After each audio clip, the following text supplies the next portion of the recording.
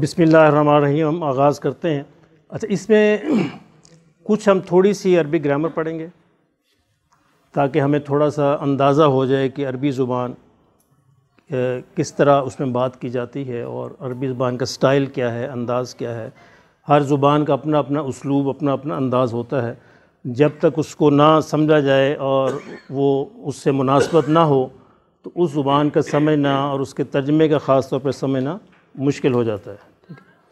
اور کچھ اس میں ہم کچھ صورتیں، کچھ آیات، ان کا ترجمہ پڑھیں گے. اور انبیاء کی کہانیاں ہیں وہ انشاءاللہ پڑھیں گے. یہ ایک چھوٹی سی کتاب ہے، تو یہ اس کے ویسے تو 5 حصے ہیں، لیکن پہلا حصہ ہم پڑھیں گے اس میں. تو یہ کتاب آپ لے سکتے ہیں، چاہیں تو اس کی فوٹو کاپی کروا سکتے ہیں، ورنہ آپ اس کو خرید لیں. اس میں بھی یہی ہے کہ یہ عربی زبان میں لکھی، اصل میں بچوں کے لیے لکھی گئی ہے. ہمارے بر صغیر کے معروف عالم دین ابو الحسن الندوی رحمۃ اللہ علیہ، ان کی یہ تصنیف ہے اور عربوں کے اندر بھی پڑھائی جاتی ہے بچوں میں. تو اس کی خوبی یہ ہے کہ اس میں ایسی زبان انہوں نے استعمال کی ہے کہ جس میں آدھا قرآن آ گیا ہے. یعنی عام زبان کے اندر قرآن کی آیات کو بڑی خوبصورتی کے ساتھ انہوں نے اس میں فٹ کیا ہے. چلیں بسم اللہ کرتے ہیں انشاءاللہ. بالکل زیرو سے شروع کیا جائے گا، اور جو حضرات جانتے ہیں، بہتر جانتے ہیں، وہ صبر کریں، وہاں تک بھی ہم پہنچ جائیں گے. لیکن بالکل زیرو لیول سے جو بالکل نہیں جانتے ان کو ذہن میں رکھ کر اس کلاس کا آغاز کیا جا رہا ہے. ٹھیک ہے جی. پہلے ہم دیکھتے ہیں، چونکہ عربی زبان میں جو چیزیں معروف ہیں، یہ ہے زبر. ٹھیک ہے جی. اس کو ہم کہتے ہیں زیر، اس کو ہم کہتے ہیں پیش. اردو میں اس کو ہم زیر زبر پیش کہتے ہیں. عربی زبان میں اس کو کہیں گے فتحہ. ٹھیک ہے جی. عربی میں زبر کو کہیں گے فتحہ، زیر کو کہیں گے کسرہ، اور پیش کو کہیں گے ضمہ. یہ لفظ 2 طرح پڑھا جاتا ہے، دمہ یا ضمہ. دال پڑھ لیں یا زا پڑھ لیں، دونوں طرح ٹھیک ہے. زبر کو کہیں گے فتحہ، زیر کو کسرہ. جو حضرات دینا چاہتے ہیں ایگزام، وہ نوٹ کرتے جائیں. اس کلاس میں جو بھی بات ہوگی ایگزام میں آئے گی. ٹھیک ہے. پھر نہ کہیے کہ پتہ نہیں چلا. یہ نوٹس لینا آپ کی ذمہ داری ہے. پرنٹڈ نوٹس نہیں ملیں گے. کلاس میں اٹینٹیو ہو کے بیٹھیں. میری زبان سے جو بھی الفاظ نکلیں گے وہ ایگزام میں آ سکتے ہیں. زبر کو کہتے ہیں فتحہ، زیر کو کسرہ، اور پیش کو ضمہ. ٹھیک ہے جی. یہاں تک بات کلیئر ہے. سوال پوچھنے کی پوری آزادی ہے، لیکن آداب اور مینرز کے ساتھ.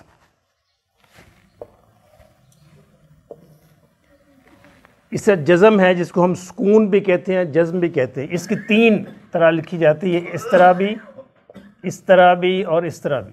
ٹھیک ہے. یہ تینوں جزم کی شکلیں ہیں. سکون بھی کہتے ہیں، جزم بھی کہتے ہیں. اس طرح بھی عام طور پہ ہمارے قرآن میں اس طرح ہوتا ہے. یہ بھی ہے اور یہ بھی ہے. ریسنٹ جو جدید عربی ہے اس میں اس طرح لکھا جاتا ہے. یہ خاص طور آج کل اس طرح لکھا جاتا ہے. اس کو ہم کہیں گے سکون یا جزم. اور یہ آپ جانتے ہیں یہ کیا ہے. اس کو ہم کہیں گے تشدید یا شد. اچھا، یہ ساری چیزوں کو جو پوری کی پوری، ان سب کو کہتے ہیں حرکات. عام طور پہ اردو والے اس کو اعراب کہہ دیتے ہیں. اعراب نہیں ہے، اعراب اردو میں ہے. ٹھیک ہے. ان سب کو اگر میں کہوں تو کیا کہیں گے؟ حرکات. جس کی واحد حرکت اور جمع حرکات. یعنی سب کو ملا کے اگر میں کہوں کہ حرکات کیا ہوتی ہیں تو آپ کہیں گے زیر، زبر، پیش، فتحہ، کسرہ، ضمہ اور سکون وغیرہ. ان سب کو کہیں گے ہم حرکات. اور اکیلے اکیلے کا نام الگ الگ ہے. زبر کا فتحہ، زیر کا کسرہ، پیش کا ضمہ، اور سکون یا جزم، یہ جو علامت ہے اس کو سکون یا جزم کہیں گے. اور یہ تشدید یا شد. ایک اور بھی ہے، وہ مد. مد کا مطلب ہوتا ہے کھینچنا. مد کا مطلب یہ کھینچنا. جس لفظ پر مد ہو اس لفظ کو ہم کھینچ کر پڑھتے ہیں. اچھا، عربی زبان میں ایک اور پہچان کر لیں، الف جو ہے، الف یہ آپ نے لکھ لیا.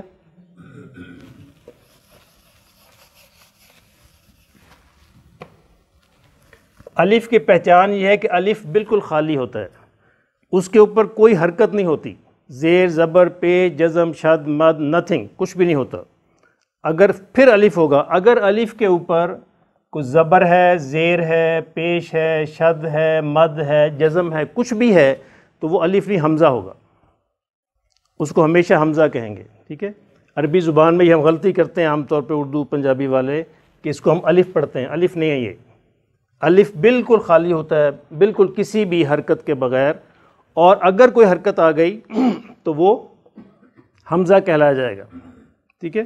جس سے یہ ہے، تو یہ الف نہیں ہے کیونکہ اس کے اوپر زبر ہے، حمزہ ہے، تو اس کو ہم جوڑ کریں گے حمزہ لام زبر الف لام نہیں ہوگا. یہ الف بالکل ڈیفرنٹ چیز ہے اور حمزہ ڈیفرنٹ چیز ہے. ٹھیک ہے. یاد رہے گا. حمزہ کی پہچان کیا ہے کہ اس کے اوپر کو زیر زبر پیش مد شد ہوگی. الف کی پہچان یہ بالکل خالی ہوگا.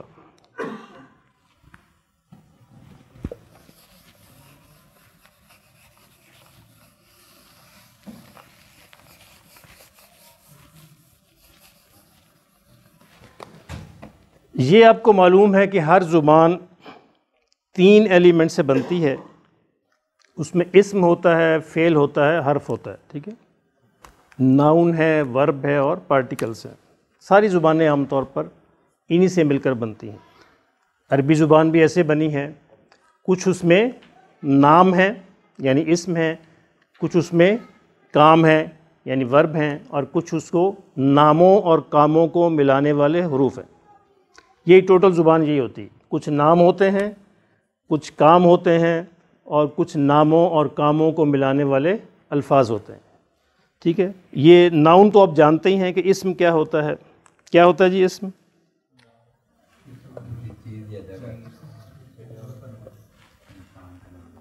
تو ہم بھی اسم سے شروع کریں گے. وجہ کیا ہے؟ اس لیے کہ بچہ، اور نیچرل طریقہ یہی ہے، جب بچہ جب بولنا سیکھتا ہے تو ناؤن سے سیکھتا ہے. ماما کہے گا، بابا کہے گا، پاپا کہے گا، وہ ناؤن سے، اسم سے شروع کرے گا. اور عام طور پر طریقہ یہی ہے، سارے بچے اسی طرح بولنا سیکھتے ہیں، اور جب بڑے ہوتے ہیں تو پھر ان کو کچھ تھوڑے تھوڑے کام یاد آ جاتے ہیں، پھر کام کے الفاظ سیکھتے ہیں، اور تھوڑا بڑا ہوتے ہیں تو پھر کاموں اور ناموں کو ملا کے جملہ بنا لیتے ہیں. تو ہم بھی ناؤن سے، اسم سے شروع کریں گے. ہماری زبان جو آواز باہر پھینکتی ہے اس کو کہتے ہیں لفظ. لفظ کا مطلب ہی ہے پھینکنا. لفظ کو لفظ کیوں کہتے ہیں؟ کیونکہ زبان ہماری ایک آواز باہر پھینکتی ہے، اس پھینکنے کی وجہ سے اس کا نام لفظ ہو گیا، کیونکہ لفظ کا لغوی مطلب ہے پھینکنا. تو ناؤن جو ہے، آج ہم دیکھتے ہیں کہ عربی زبان میں ہم کیسے پہچانیں گے کہ کوئی لفظ ناؤن ہے یا نہیں ہے. 2 چیزیں ہیں، ایک ہے الف لام اور ایک ہے تنوین. تنوین کیا ہوتا ہے؟ 2 زبر 2 زیر یا 2 پیش. 2 زبر 2 زیر یا 2 پیش کو تنوین کہتے ہیں. ٹھیک ہے. ہر وہ لفظ جس کے شروع میں الف لام ہو اور یا آخر میں تنوین ہو. یہ ڈیفینیشن لکھ لیں. ہر وہ لفظ جس کے شروع میں الف لام ہو یا آخر میں تنوین ہو وہ عام طور پر ناؤن ہوتا ہے، عام طور پر اسم ہوگا. یہ میں لفظ بار بار استعمال کر رہا ہوں عام طور پر، اس لیے کوئی بھی قاعدہ 100% لاگو نہیں ہوتا زبان میں. Exceptions are always there. استثناء ہمیشہ ہوتے ہیں. اس کی وجہ کیا ہے کہ زبان پہلے بنتی ہے، گرامر بعد میں وجود میں آتی ہے. زبان کو دیکھ دیکھ کے سارے اصول اور قواعد طے کیے جاتے ہیں، اور کچھ چیزیں جو اس اصولوں اور قاعدوں میں نہیں آتی ان کو ہم ایکسیپشن میں ڈال دیتے ہیں. ہر وہ لفظ جو الف لام سے شروع ہو، جس طرح یہ لفظ ہے الکتاب.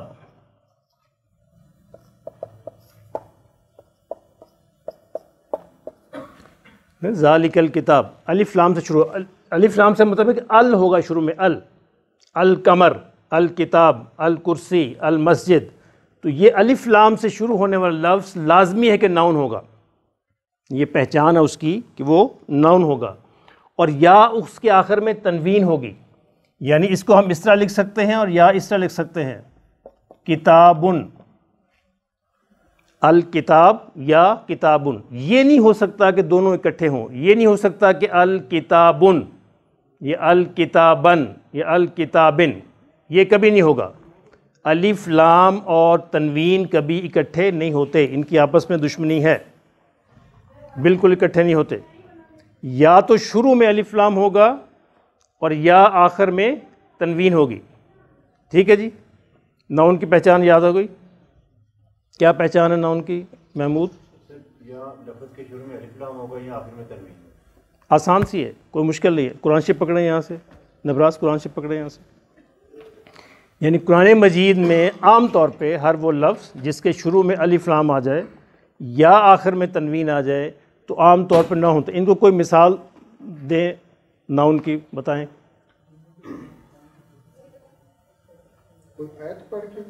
کوئی کہیں سے آپ کوئی لفظ بتائیں۔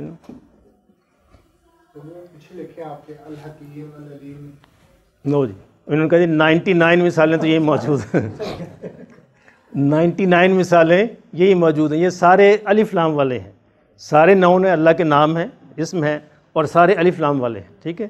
اور ایک بات اور یاد رکھیں کہ جو الف لام سے شروع ہوتا ہے وہ اس میں معرفہ ہوتا ہے، پراپر ناؤن ہوتا ہے وہ، اور جو تنوین پہ ختم ہوتا ہے وہ کامن ناؤن ہوتا ہے، اس میں نکرہ،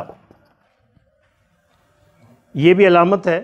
یہ سارے کے سارے پراپر ناؤن ہیں کیونکہ اللہ کے نام ہیں، خاص ہیں، ایک ہستی کے لیے، کسی اور کے لیے استعمال نہیں ہو سکتے، ٹھیک ہے۔ ہم عام طور پہ کہتے ہیں کہ جی ہم جبار نام نہیں رکھنا چاہیے، عبد الجبار آنا چاہیے، جو اللہ کا نام جبار نہیں ہے، اللہ کا نام الجبار ہے۔ اللہ کا نام خالق نہیں ہے، اللہ کا نام الخالق ہے، ٹھیک ہے۔ اس لیے خالق کسی کو کہا جا سکتا ہے مجازی طور پہ، الخالق ایک ہی ہے، الجبار ایک ہی ہے، اللطیف ایک ہی ہے، السمیع ایک ہی ہے، البصیر ایک ہی ہے، اس کے ساتھ اللازمی ہے۔ تو جو ہم انسانوں کے نام رکھتے ہیں، اچھا ہے اگر آپ عبد الجبار، عبد السمیع، عبد کر دیں، لیکن اس کے بغیر بھی اگر رکھ لیا تو کوئی حرج نہیں ہے۔ جی یہاں تک کلیئر ہے؟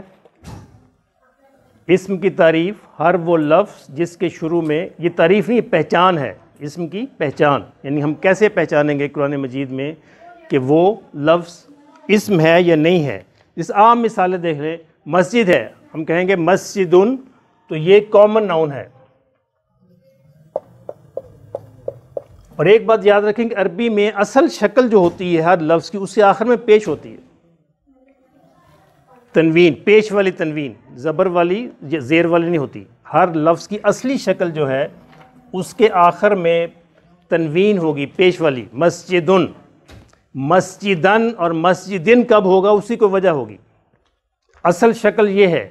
محمدن، اصل لفظ شکل ہے محمدن، محمدن کب ہوگا یا محمدن کب ہوگا، اسی کوئی وجہ ہوگی، اس وجہ کے بغیر نہیں ہوگا۔ اصل شکل یہ ہے۔ ہم نماز اذان میں پڑھتے ہیں اشہد ان محمد الرسول اللہ، وہاں محمدن سے محمدن ہو گیا، کیوں ہوا کہ پیچھے انا آ رہا ہے، ایک وجہ آ گئی وہاں پہ، ورنہ لفظ اصل میں محمدن ہی رہنا چاہیے، اور محمدن ہی ہے۔ اللہ، کئی جگہ ہم اللہ پڑھتے ہیں، اللہ ہی پڑھتے ہیں، تو کیوں پڑھتے ہیں کہ اس کی کوئی وجہ ہوتی۔ اصل لفظ اللہ ہے، اللہ کے آخر میں پیش ہے، اصل شکل یہ ہوتی ہے۔ یہ مسجدن کا مطلب ہے کوئی بھی مسجد۔ اگر میں شروع میں الف لام لگا دوں، اب ایک خاص مسجد ہے، پراپر ناؤن ہو گئے، کوئی بھی خاص مسجد اس سے مراد ہو سکتی ہے، مسجدن کوئی بھی مسجد، اور اگر ال آ جائے تو اس لیے الف لام علامت ہے پراپر ناؤن کی، اس میں معرفہ کی، اور تنوین جو ہے وہ علامت ہے کامن ناؤن کی، اس میں نکرہ کی۔ تو آج ہم نے دیکھا کہ اسم کس طرح پہچانتے ہیں۔ اسم کی پہچان قرآن مجید میں کرنے کا عام طریقہ یہ ہے کہ دیکھیے کہ اس کے شروع میں الف لام ہے یا آخر میں تنوین ہے۔ اگر الف لام ہے تو تب بھی ناؤن ہوگا، اگر تنوین ہے تو تب بھی ناؤن ہوگا، لیکن تنوین ہے تو وہ اس میں نکرہ ہوگا، اور اگر الف لام ہے تو اس میں معرفہ ہوگا۔ اچھا، عربی زبان میں ہم پڑھتے ہوئے اس کو دو طرح سے پڑھتے ہیں الف لام کو۔ اس کی مثال یہ ہے یہ لفظ ہے القمر، یعنی الف لام لکھنے میں آتا ہے اور پڑھنے میں بھی آتا ہے، ان کو ہم کہتے ہیں قمری حروف، قمری حروف۔ یہ لفظ ہے الشمس،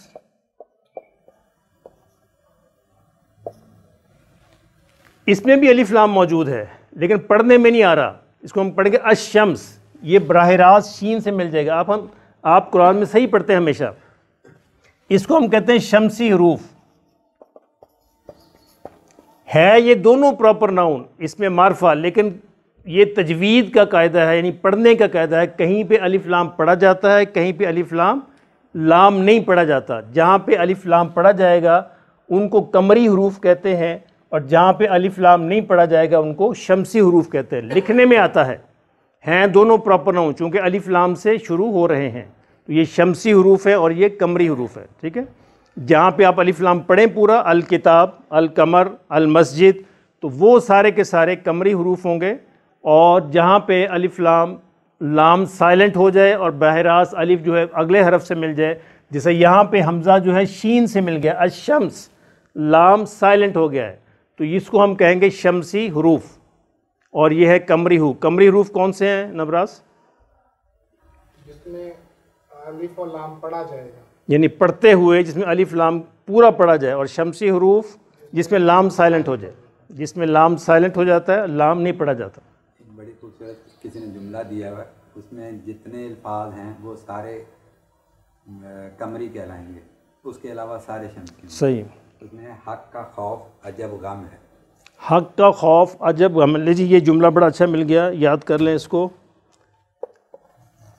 حق کا خوف عجب غم ہے، عجب غم ہے، یعنی ان کا مطلب یہ ہے کہ ہا، قاف، اور یہ کاف، خا، واو، فا، عین، جیم، با، غین، میم، ہا، اور یہ سارے قمری حروف ہیں۔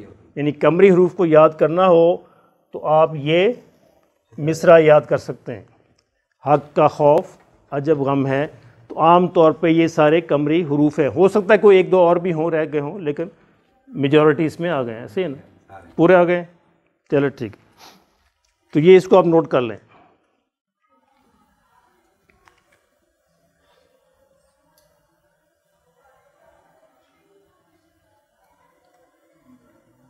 جی ٹھیک ہے، یہاں تک کوئی سوال ہے پوچھے، پھر آگے چلتے ہیں۔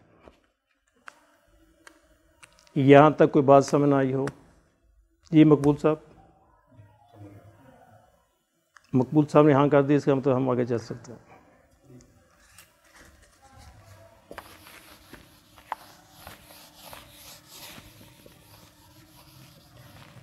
تو یہ تو ہے جی آج کا گرامر کا پورشن، ٹھیک ہے، آج ہم اتنے پڑھیں گے گرامر۔ اب ہم چلتے ہیں ترجمے کی طرف۔ پہلے ہم نماز کا ترجمہ پڑھیں گے، پھر کچھ صورتوں کا ترجمہ پڑھیں گے۔ یہ ترجمہ جو ہم پڑھیں گے یہ بھی آپ کے امتحان کا حصہ ہے، ٹھیک ہے۔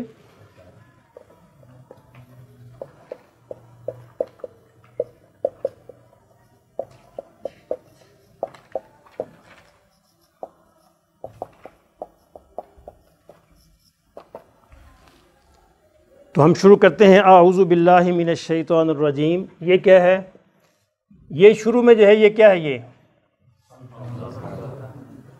حمزہ، الف نہیں ہے، ٹھیک ہے۔ کیوں حمزہ ہے؟ جس کو اس کے اوپر فتحہ آ رہی ہے، اعوذ، ٹھیک ہے۔ اعوذ کا مطلب میں پناہ مانگتا ہوں، اعوذ میں پناہ مانگتا ہوں، اور اگر یہاں پہ ہو جائے نعوذ، ہم پناہ مانگتے، جیسے ہم کہتے ہیں نعوذ باللہ، یہ کہ ہم اللہ کی پناہ مانگتے ہیں۔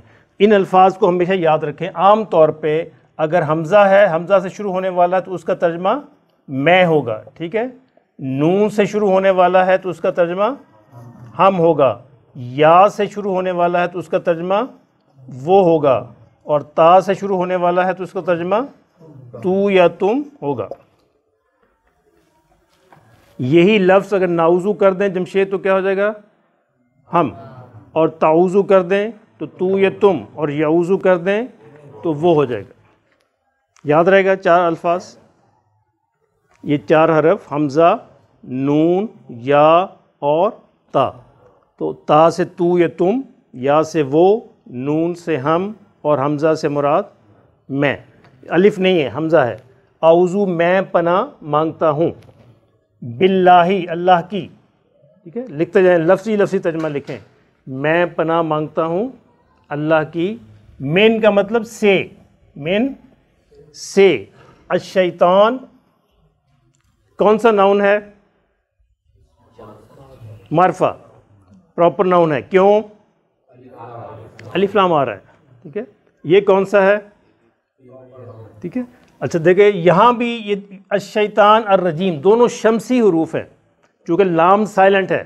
الشیطان نہیں ہم پڑھتے اور الرجیم بھی نہیں پڑھتے، تو یہ شمسی حروف ہیں. جس سے انہوں نے بتایا کہ باقی اس کے علاوہ حق کا خوف عجب غم ہے، ان کے علاوہ جتنے حروف ہیں وہ سارے شمسی ہیں جن میں لام سائلنٹ ہو جاتا ہے اور براہ راست ہم حمزہ یا اس کو الف کو اگلے حرف سے ملا دیتے ہیں. تو میں پناہ مانگتا ہوں اللہ کی، کس سے؟ شیطان. رجیم کا مطلب مردود، دھتکارا ہوا، نکالا ہوا، راندہ درگاہ. تو لکھ لیں رجیم، دھتکارا ہوا، یا مردود بھی ہم کہہ سکتے ہیں. شیطان شیطان. اچھا اس میں بتائیے ناؤن کتنے آئے ہیں؟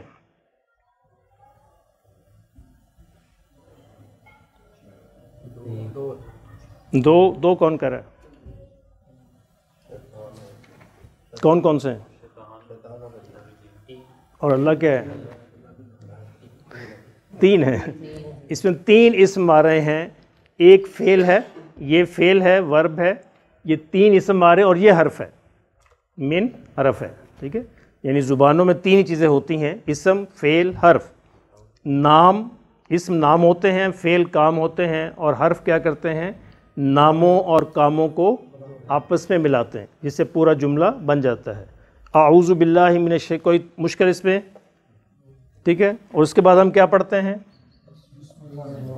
قرآن مجید شروع کرتے وقت ہمیشہ اعوذ باللہ سے شروع کرنا چاہیے، کیونکہ یہ اللہ کا حکم ہے.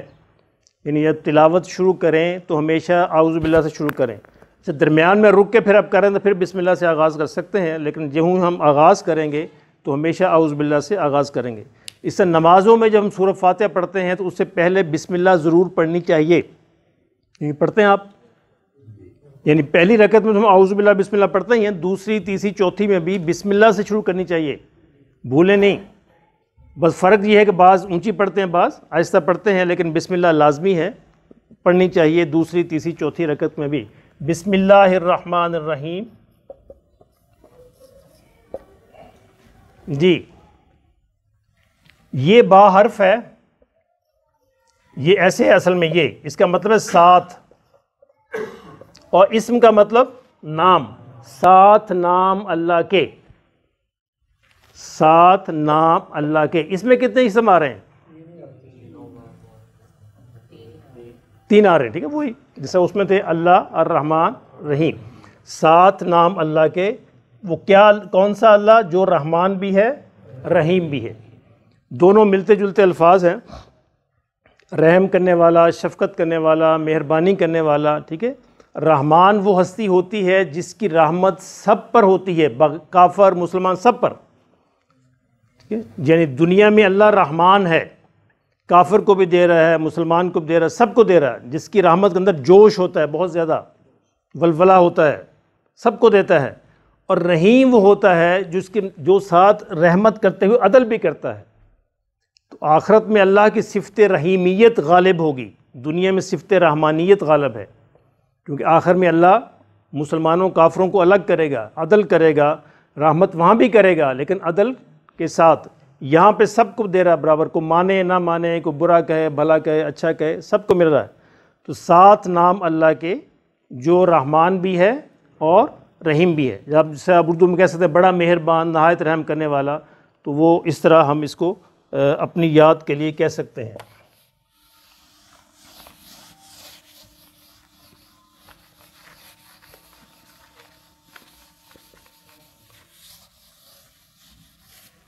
ٹھیک ہے جی. ہمارا پہلا حصہ ترجمہ گرامر، دوسرا حصہ ترجمہ قرآن، ٹھیک ہے، اور تیسرا حصہ ہم اس کتاب کو پڑھیں گے.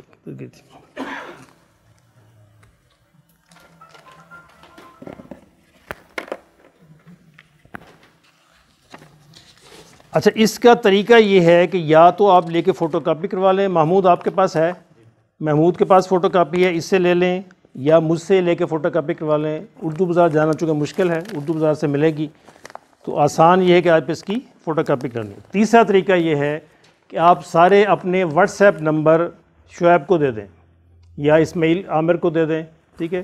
تو یہ ایک گروپ بنا دیں گے، آپ بنا سکتے ہیں نبراس، یا نبراس کو دے دیں، ایک گروپ بنا دیں گے، اس میں پھر ہم یہ شیئر کر دیں گے۔ تینوں میں سے کون سا طریقہ بہتر ہے؟ واٹس ایپ والا ٹھیک ہے، تو آپ سارے پھر اپنے نمبر نبراس کو دے دیں، ٹھیک ہے؟ نبراس پھر ایک گروپ بنا دینا، اس میں شیئر کر دوں گا۔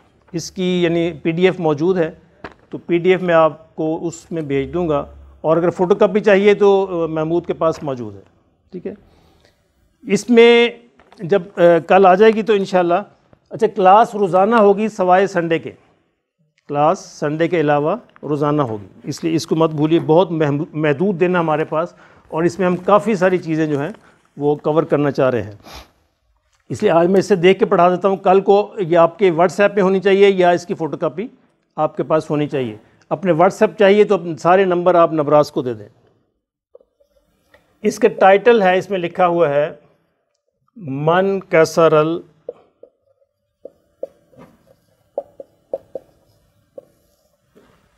من کا مطلب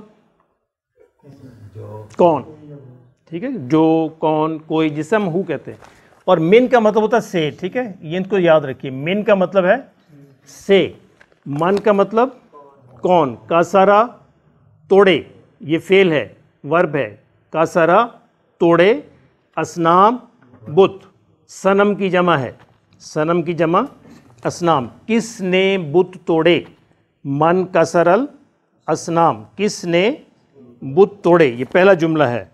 اچھا پہلا جملہ اس کے ہے قبل ایام کثیرہ، غور کریں بالکل اردو کے الفاظ سمجھ آ جائے گا، قبل ایام کثیرتن، کریں غور، قبل کا مطلب پہلے، اردو میں استعمال کرتے ہیں، ایام اردو میں استعمال کرتے ہیں، دن، کثیرہ، کثیر اردو میں استعمال کرتے ہیں، بہت دن پہلے، بہت دن پہلے، کثیرتن جدن، بہت ہی پہلے، جدن بہت زیادہ، یعنی وہ کہنا یہ چاہتا ہے لکھنے والا کہ بہت دنوں پہلے کی بات ہے۔ کان فی قریۃ، یہ جو کانا ہے، کانا کا مطلب ہوتا تھا، کئی معنوں میں استعمال ہوتا ہے، عام طور پر اس کا ترجمہ ہے تھا، اور بھی مختلف مفہوم ہے جملے کے اعتبار سے۔ کان فی، فی کا مطلب ہے میں، قریۃن اردو میں استعمال ہوتا ہے بستی، گاؤں، چھوٹے شہر کو کہتے ہیں۔ رجلن، رجلن کہتے ہیں آدمی کو، رجلن آدمی، مشہور اردو کا لفظ ہے، فیمس آدمی تھا، جدن بہت زیادہ، تو آپ نے دیکھیں آدھا ترجمہ آپ نے خود کر لیا ہے۔ پہلا جملہ ہے قبل ایام کثیرتن، کثیرتن جدہ، ٹھیک ہے؟ محمود کیجئے ترجمہ۔ بہت عرصہ پہلے کی بات ہے، بہت عرصہ۔ کان فی قریۃ رجل مشہور جدن، ایک بستی میں ایک بڑا مشہور آدمی رہتا تھا، ٹھیک ہے؟ وکان اسم ھذا الرجل آزر، اور اس آدمی کا نام آزر تھا۔ یہ میں چند لائنیں سب پڑھا رہا ہوں، باقی آپ کے پاس آ جائے گی تو کل اس کو تھوڑا پڑھیں گے۔ وکانا اور تھا، اسم نام، ھذا الرجل اس آدمی کا، آزر ابراہیم علیہ السلام کے والد کا نام ہے۔ ان کی سٹوری وہاں سے ابراہیم علیہ السلام کی کہانی شروع ہو رہی ہے، تو پہلے وہ بتاتے ہیں ان کے باپ کیا تھا۔ وکانا آزر، اور آزر تھا یبیع الاسنام، یبیع الاسنام، غور کریں اردو کے الفاظ ہیں سارے، بیچنے والا، ہم کہتے ہیں نا وہ کیا ہوتے، بے نامہ کیا ہوتا، دیکھیں نا بے نامہ، یہ یہیں سے اسی سے لیا گیا ہے، یبیع الاسنام بے نامہ جو رجسٹری ہم کرواتے ہیں۔ اور آزر بت بیچا کرتا تھا، یبیع بیچتا تھا، یبیع فعل ہے، یہ پریزنٹ اور فیوچر کے لیے استعمال ہوتا ہے، اور آزر بت بیچا کرتا تھا۔ وکان فی ھذہ القریۃ بیت، اچھا سارے اردو کے الفاظ ہیں کانا کے علاوہ۔ وکانا اور تھا، فی میں، ھذہ القریہ اس بستی میں، بیت کبیر جدن کبیر بڑا، اردو میں استعمال ہوتا ہے بیت بڑا، گھر اردو میں استعمال ہوتا ہے ایک بڑا گھر تھا. وَكَانَ فِي هَذَا الْبَيْتِ أَصْنَامٌ، اور اس گھر میں بت تھے. اصنام کثیرۃ جدا، بہت زیادہ بت تھے. وَكَانَ النَّاسُ يَسْجُدُونَ لِهَذِهِ الْأَصْنَامِ، اور انسان ان بتوں کو سجدہ. کوئی مشکل ہے اس میں؟ سارے یعنی 90% اردو کے الفاظ ہیں. ٹھیک ہے، لیں جی جمشید صاحب اس کو پڑھ کے سنائیں اب. یہ پہلی 5 لائنیں.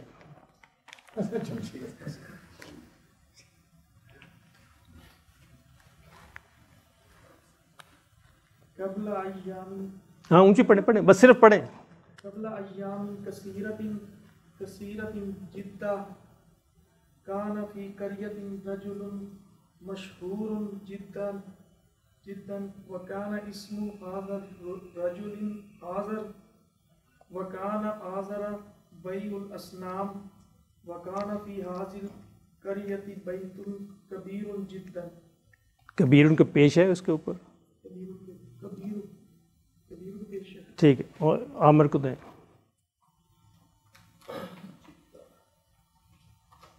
قبل ایام کثیرت جدا کان فی قریۃ رجل مشہور جدا وکان اسم ھذا رجل آذر وکان آذر بیع الاسنام وکان فی هذه القریۃ بیت کبیر جدا وکان فی هذا البیت اصنام کثیرۃ جدا وکان. ٹھیک ہو گیا، بس یہی لانے پڑیں. کسی بھی لینگویج میں ایک پہلی چیز ہوتی ہے ریڈنگ. سمجھ آئے نہ آئے آپ کو ریڈنگ آنی چاہیے. جیسے ہم قرآن پڑھتے ہیں بغیر سمجھے ہوئے جی، دنیا کی واحد کتاب جو بغیر سمجھے پڑھی جاتی ہے. کیسی مزے کی بات ہے. کوئی بھی کتاب ہم بغیر سمجھے نہیں پڑھتے ہیں. ہاں جی، یہ قرآن پاک کا معجزہ کہہ لیں اس کو، یعنی اپنے آپ کو بچانے کے لیے اس کو معجزہ قرار دیتے ہیں اپنی ذمہ داری سے جان چھڑانے کے لیے. تو یہ ریڈنگ ہے، پھر رائٹنگ ہے، لسننگ ہے اور اسپیکنگ ہے. یہ 4 ایلیمنٹس ہوتے ہیں کسی بھی لینگویج میں، وہ چاروں آنے چاہیے. پھر زبان وہ پوری آتی ہے. ریڈنگ، رائٹنگ، لسننگ اور اسپیکنگ. تو مقبول صاحب کو دے دیں.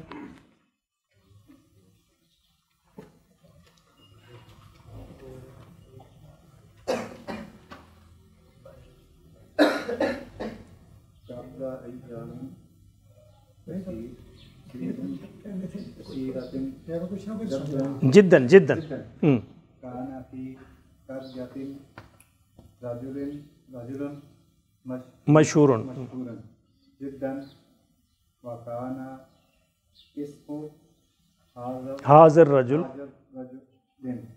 آذر وکان آذر بیع یبیع الاسنام. وکان فی هذه قریۃ بیت کبیر جدا وکان فی هذا بیت جی بیتی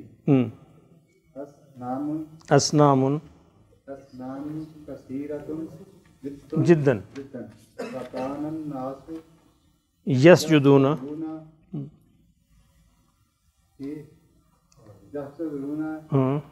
هذه الاسنام. جی لائے مجھے دیں. جزاک اللہ. لے جی آپ سنا دیں تھوڑا سا. بیٹھے رہیں سنائیں. یہ چلانے بس. قبل نہیں قبل ایام کثیرت جدا جی کان فی قریۃ رجل مشہور جدا وکانت اسم حاضر رجل آذر وکان آذر یبیع الاسنام وکان فی هذه القریۃ بیت کثیر کبیر جدا وکانا فی حاضل بیتی اسنام کثیرۃ جدا وکان الناس یسجدون حاضل اسنام۔ جی جزاک اللہ، ٹھیک ہے جی، تو یہ آپ کے واٹس ایپ میں آ جائے گی، تو کل یہاں آپ آنے سے پہلے اس کا اگلا صفحہ پڑھ کے آئیے گا، ٹھیک ہے، ایک صفحہ آج ہم نے یہ چند بہت زیادہ یعنی بہت ہی زیادہ، کثیر بھی زیادہ اور جداً بہت ہی زیادہ ہو، ہاں ٹھیک ہے ٹھیک ہے جی، یہ پیج ہم نے پڑھا ہے، یہ چند لائنیں پڑھی ہیں اور کل آپ کو یہ واٹس ایپ پہ مل جائے گی آج رات انشاءاللہ، تو آپ نے یہ صفحہ خود ٹرائی کرنا ہے پڑھنے کی، ٹھیک ہے۔ اس کا فائدہ یہ ہے کہ اس میں آپ کو قرآن مجید سمجھنے میں آسانی ہوگی، زبان سے تھوڑی مناسبت پیدا ہوگی، آدھے آپ نے اس میں آیتیں آگے چل کر ہر پیج پر آپ کو 2-4 آیتیں بھی ملے گی جو اسی کہانی کے اندر موجود ہے، سیٹ کی ہوئی ہیں انہی جملوں کے اندر، ٹھیک ہے، تو یہ آپ نے پڑھ کے آنا ہے۔ تو ہماری کلاس جو ہے یہ یعنی 5 بجے سے لے کے 5:45 تک انشاءاللہ روزانہ ہوا کرے گی۔ تو آج ہم نے کیا پڑھا محمود، ذرا دہرا دیں کیا کیا پڑھا ہم نے؟ آج ہم نے گرامر پڑھی ہے، گرامر میں کیا پڑھا؟ اسم پڑھا، اسم کی قسمیں پڑھی ہیں، اسم مارکا، اس میں نکرہ پڑھا، پھر ترجمہ میں اعوذ باللہ بسم اللہ۔ اچھا، اعوذ باللہ کو ہم کہتے ہیں تعوذ، کیا نام ہے اعوذ باللہ کا؟ تعوذ، اور بسم اللہ کا نام ہے تسمیہ، بسم اللہ کا نام تسمیہ۔ یہ بھی آپ سے سوال پوچھا جا سکتا ہے، اعوذ باللہ کا نام تعوذ اور بسم اللہ کا نام تسمیہ، جی۔ اور کتاب میں ہم قصۃ النبیین کا پہلا صفحہ پڑھا، قصۃ النبیین کا پہلا صفحہ چند لائنیں پڑھی ہیں، کاپی پینسل آپ نے لے کے آنی ہے، نوٹس لینا آپ کی ذمہ داری ہے، واٹس ایپ میں آپ کو صرف یہ کتاب مل جائے گی۔ اب ہمارا آخری سیگمنٹ ہے وہ ہے اخلاقیات، ٹھیک ہے جی، حدیث میں بڑی مختصر سی حدیث اور بڑی جامع حدیث، بڑی مشہور حدیث کی کتابوں کا آغاز اسی حدیث سے ہوتا ہے۔ لکھ لیجئے اپنی کتابوں میں، اپنی کاپیوں میں، انما الاعمال بالنیات، انما الاعمال بالنیات،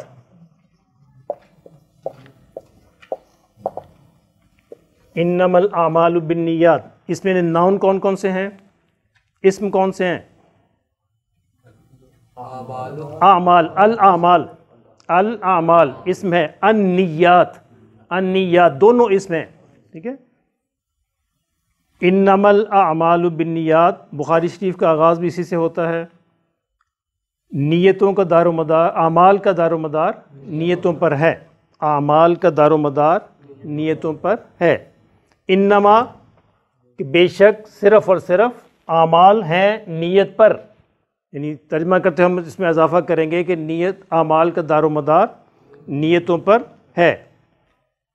عمل کی جمع اعمال، نیت کی جمع نیات، ٹھیک ہے، سمپل ہے، عمل کی جمع اعمال، نیت کی جمع نیات۔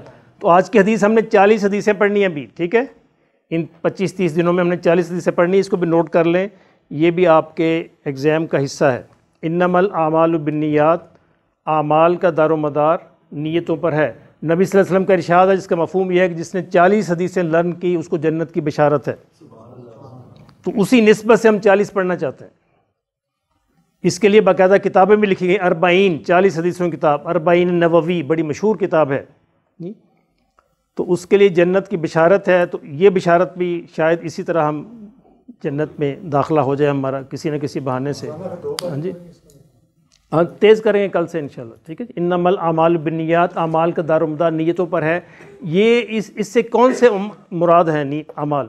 یہ رضوان، اگر کوئی بندہ اچھی نیت سے چوری کرے تو کہ میں نے کسی غریب کی ہیلپ کرنی ہے، نیتوں پر دار و مدار ہے نا۔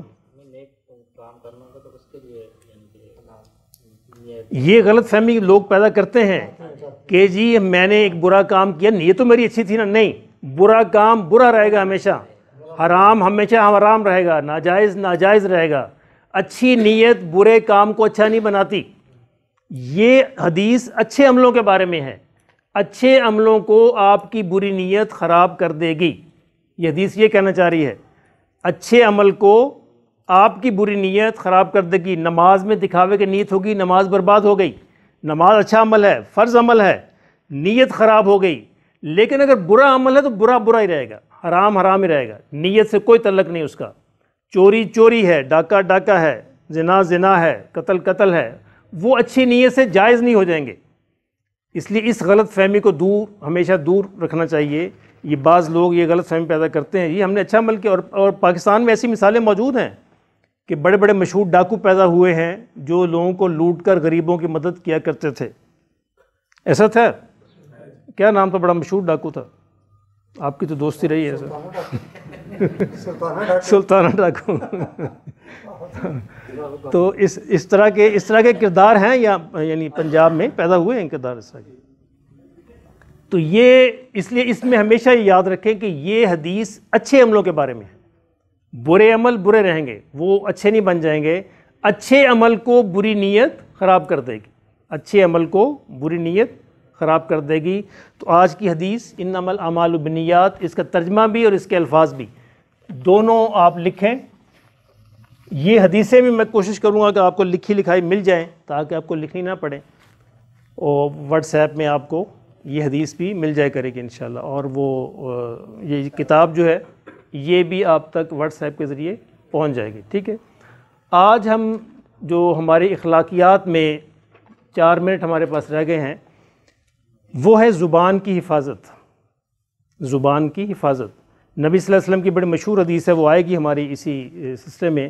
من کان یؤمن باللہ والیوم الآخر فلیقل خیرا او لیصمت، کہ جو بھی اللہ اور اس کے رسول پر ایمان رکھتا ہے یا تو وہ اچھی بات کہے اور یا خاموش رہے.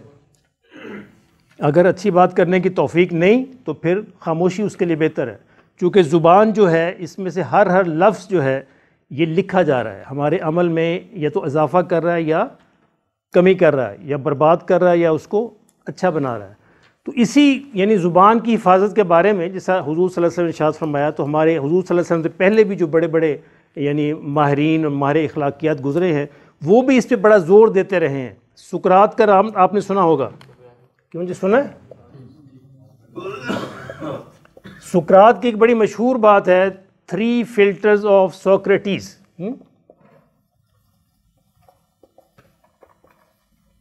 3 فلٹرز آف سقراط کے پاس ایک بندہ اس کا کوئی آیا ملنے والا، کہنے لگا جی آپ کو پتہ ہے، جیسے ہم بھی ایسی بات شروع کرتے ہیں، کسی کی غیبت کرنی ہو بات کر، آپ کو پتہ ہے، تینوں پتہ ہے، اس کے بعد ہم بات بیان کر دیں گے. سقراط نے کہا ٹھہر جاؤ، جو بات تم مجھے بتانے والے ہو کیا یہ بات سچی ہے؟ اس نے کہا جی یہ تو پتہ نہیں. کہ اچھا یہ بتاؤ کہ جو بات تم مجھے بتانے جا رہے ہو یہ بات اچھی ہے؟ کہ جی یہ بھی نہیں مجھے پتہ. اچھا یہ بات تمہیں بتانے جا رہے ہو یہ بات میرے لیے مفید ہے کسی حوالے سے؟ کہ یہ بھی نہیں پتہ. پھر کیوں بتا رہے ہو تم؟ نہ اچھی ہے نہ سچی ہے نہ میرے لیے مفید ہے، تو پھر اپنے پاس رکھو، مجھے اس سے کیا فائدہ؟ تو اس نے 3 فلٹر دی، یعنی ہر بات کو 3 فلٹرز میں سے گزارنا چاہیے. پہلا فلٹر کیا ہے؟ ٹروتھفلنس، کہ بات سچی ہونی چاہیے، ٹھیک ہے. اور دوسرا فلٹر اس کا کیا ہے کہ بات گڈنس، اچھی ہونی چاہیے. اور تیسرا فلٹر یوزفلنس، کہ بات مفید ہونی چاہیے. یعنی 3 فلٹر. پانی میں ہم فلٹر لگاتے ہیں نا، اس سے اپنی زبان پہ بھی فلٹر لگائیں. ان فلٹرز میں سے بات کو گزاریں، اگر وہ بات ان فلٹر میں سے گزر جائے تو اس کو کہہ دیں. اگر نہ، یا تو یہیں پہ وہ رک جائے گی، یا پھر یہاں پہ رک جائے گی، یا پھر یہاں پہ رک جائے گی. اس کا مطلب ہے کہ وہ بات آپ کے لیے نقصان دہ ہے. تو آج کا ہمارا سبق ہے جس کے بارے میں ہم حدیث بھی انشاءاللہ پڑھیں گے. سقراط کے 3 فلٹر، 3 فلٹرز آف سوکریٹیز. وہ کون کون سے فلٹر ہیں؟ Truthfulness, goodness and usefulness. ان 3 فلٹرز میں سے ہمیں بات کو گزارنا چاہیے. اگر وہ تینوں فلٹرز میں سے گزر جائے تو پھر کہیں، ورنہ پلیز چپ کر جائیں، آپ کے لیے جہنم کا وبال بن جائے گی. آپ کو ثابت کرنا پڑے گا قیامت کے دن جو بات آپ نے کہی تھی کیا سچی تھی، کیوں کہی تھی، کس لیے کہی تھی. آسان نہیں ہے. زبان بڑی چھوٹا سا سائز ہے، اعمال کے اندر پہاڑوں جیسا وزن ہے اس کا، پہاڑوں جیسا. ایک ایک لفظ جو ہے اس کا وزن ہے، یا جہنم کے لیے یا جنت کے لیے. تو اللہ ہمیں اس کی سمجھ نصیب فرمائے. تو یہ آج کا سبق تھا، ہمارا وقت ہو گیا، تو کل انشاءاللہ 5 سے لے کے 5:45 تک ہم دوبارہ آپ سے ملاقات ہوگی۔ جزاک اللہ خیر۔